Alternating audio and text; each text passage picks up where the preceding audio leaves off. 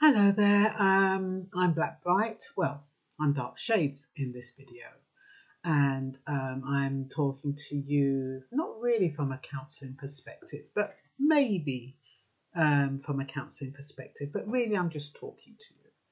I'm talking to you because I was listening to Maya Angelou today, and she was talking about she was raped at the age of 7 and how she was hospitalised because of that rape and how she did not speak for 5 years. During those 5 years, she just read and read and read and read until by the time she came out of her silence, she had plenty to say.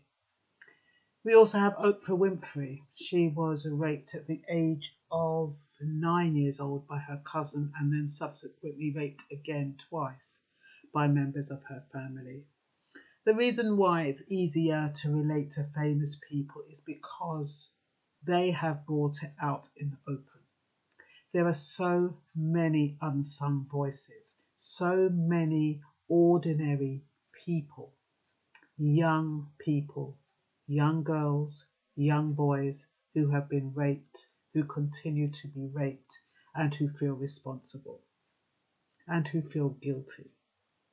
Some, as they grow up, they think, oh, so I wish I hadn't have smiled. I wish I hadn't have played. I wish I hadn't have been so friendly.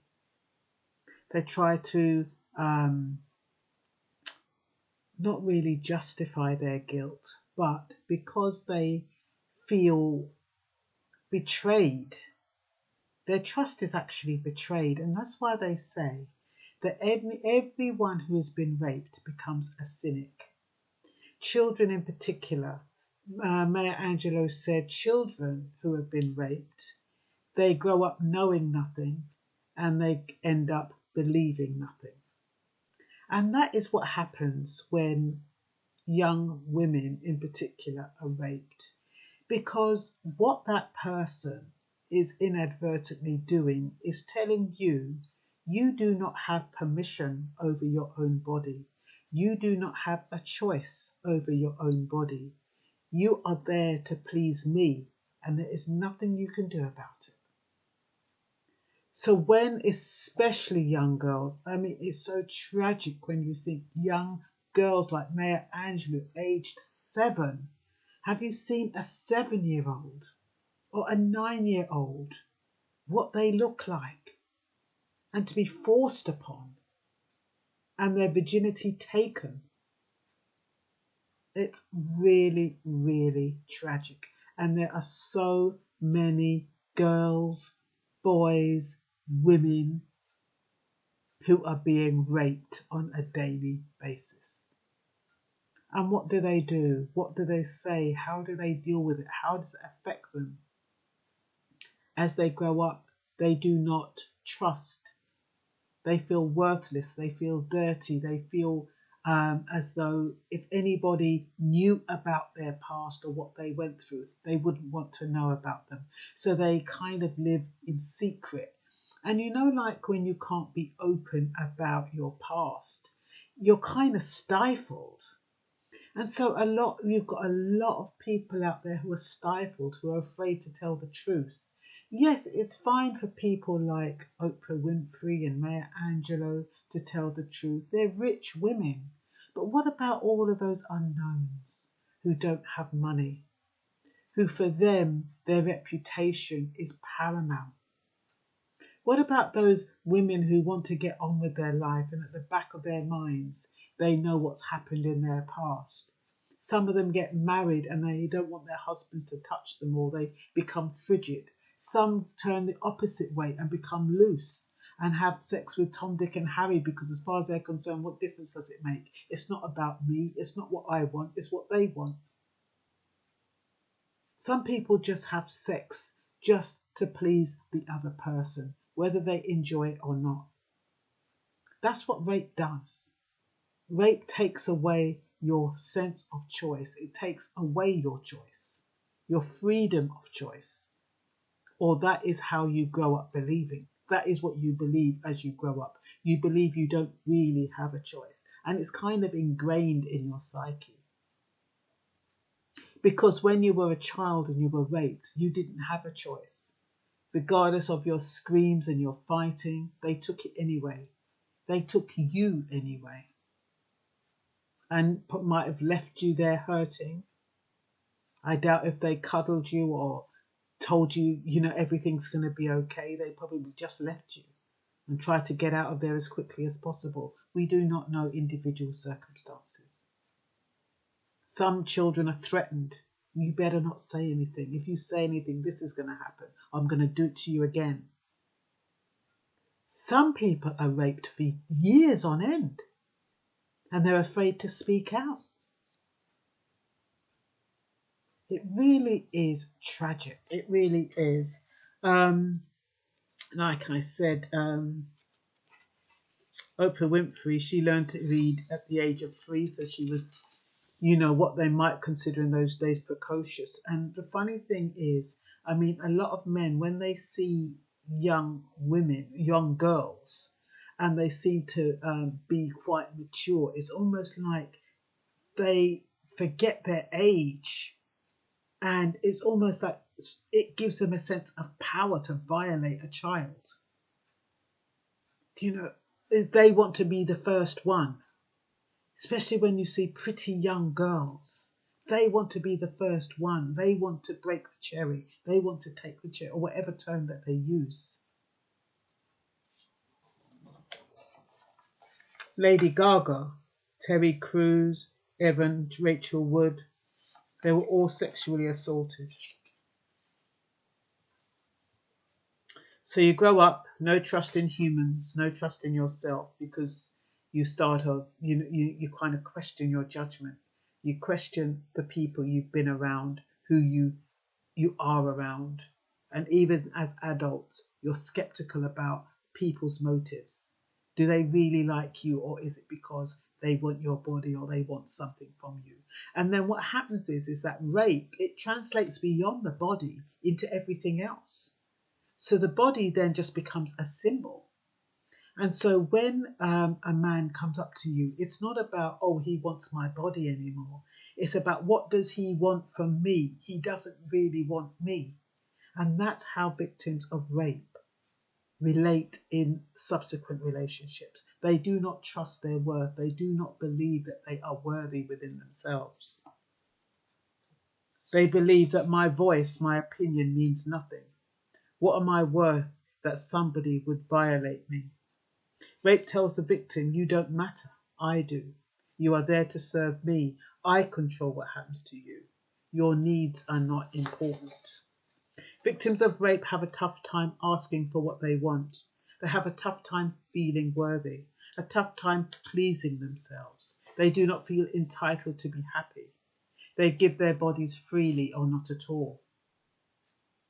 The violation, crossing personal boundaries, means many relinquish their boundaries as an adult and they end up in abusive relationships because their boundaries were violated as young children or young adults.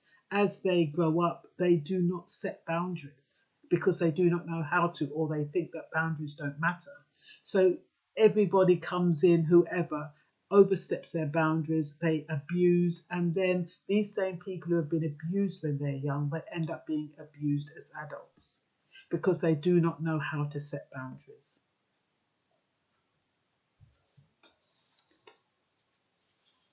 So the resolution, how do you get through this? Setting boundaries is so important. Knowing what feels uncomfortable for you. You don't have to worry about whether or not it feels comfortable for somebody else. What feels uncomfortable for you? And then whatever feels uncomfortable for you, you make sure you avoid it.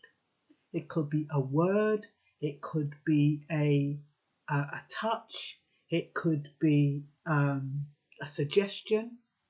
Don't minimize it. If it feels uncomfortable, you separate yourself from it. You tell that person, I do not like that.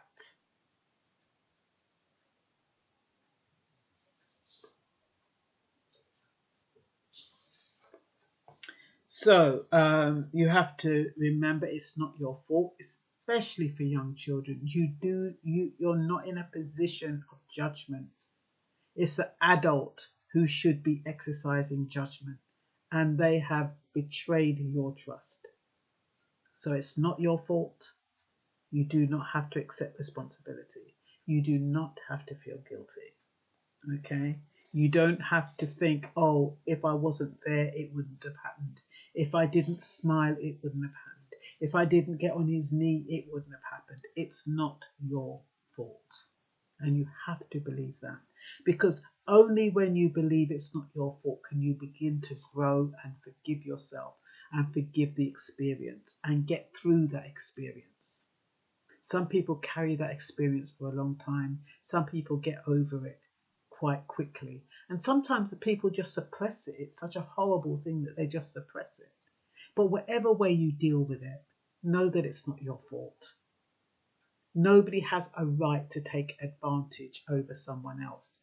Whether they're drunk, whether they said yes one minute and no the next, whether they are laughing, whether or not they're joking, whether or not they're playing, no one has the right to overstep your personal boundaries. And if you didn't make them clear at the time, they still don't have a right. What you do now, you make sure your boundaries are in place so you can feel safe. And anybody who loves you and knows you, they will respect your boundaries. They might not like them, but they need to respect them. The only way you can actually feel empowered and get back your power is by learning to set boundaries, by learning to say no, by learning not to be a people pleaser. You have to learn not to please everyone when it goes against something that you do not want to do. That is the biggest step, and it's the hardest step. Because what happens is that young people who have been raped, they turn into people pleasers because they feel as though their needs aren't important. So you have to learn that you do not have to please people. You please yourself first. If by pleasing yourself you happen to please someone else, then that's great. And if you choose to please someone, that is fine. But do not please someone because you feel you have to or because you feel your needs don't matter. Because that is the result of a rape victim. That is how they think. That is their mentality. So you have to get over that. Okay, what else is there? As a child, you are not responsible. As an adult, no one has the right to violate you or overstep your boundaries. You are not your experiences. You are more than your experiences. You are more than your past. Remember that. Whatever's happened in your past, it's gone. Only you know that it happened. If you choose to talk to a counsellor, if you choose to talk to a friend, that's up to you. But you do not have to disclose your past. That is your own personal, private secret, so to speak. Everybody is allowed something that they can hold on to, as long as you don't let it fester, as long as it's not harming you. As long as you say, okay, that happened in my past. I've accepted it. I've grown over it. I've got over it to a degree. It does take quite a long time. And now it's in my past and it's going to stay there. And I'm not going to resurrect it because it's not healthy when I resurrect it. And it's not doing me any justice when I resurrect it. No one needs to know about that. Oprah wants to open up, fine. If Mayor Angela wants to open up, fine. If Lady Gaga wants to open up, fine. Anyone can open up if they want to open up. But do not feel as though you have to. Do not feel as though if you get married or if you meet somebody, you need to tell them that part of you. You do not have to. It's your choice if you feel safe enough to share that with somebody. And the thing is that people share stuff and they're not sure who they're sharing it with. You have to know that the person you're sharing with is a safe person to share your personal secrets with. Not everybody has the ability to take that on. And sometimes it can make that other person feel uncomfortable, or, oh, did you go to the police? Did you tell your parents? Did you tell this? They mean well, but it's not doing you any good. Because then you start thinking, oh, maybe I should have reported it. Maybe I should have done this. So be careful who you talk to. Be careful who you share your experiences with. And whatever way you chose to handle it at the time was the right thing for you to do at the time. If you didn't tell the police, don't beat yourself up about it. If you didn't tell your parents, don't beat yourself up about it. It's in the past. You're a new person. Every day we are blessed to have an opportunity to start our lives anew, to start on a clean slate, to put back and put aside our past and decide to become who we want to become and decide to fulfill our destiny. We can't do that when we carry baggage along with us. We have to leave the baggage in the past and start anew. Easier said than done, but with practice, you can do it. Yeah, and I choose who I give my body to. My body is not a bartering tool, so it's not a question, oh, I'll give you this if you give me that. It's not a question of that. I do not need to give my body to keep a relationship. I am worthy of the best relationships. I deserve to be treated well. Memories do not hold me hostage. I am free to pursue love now that I love myself and my experiences. I hope you found that helpful. Bye-bye.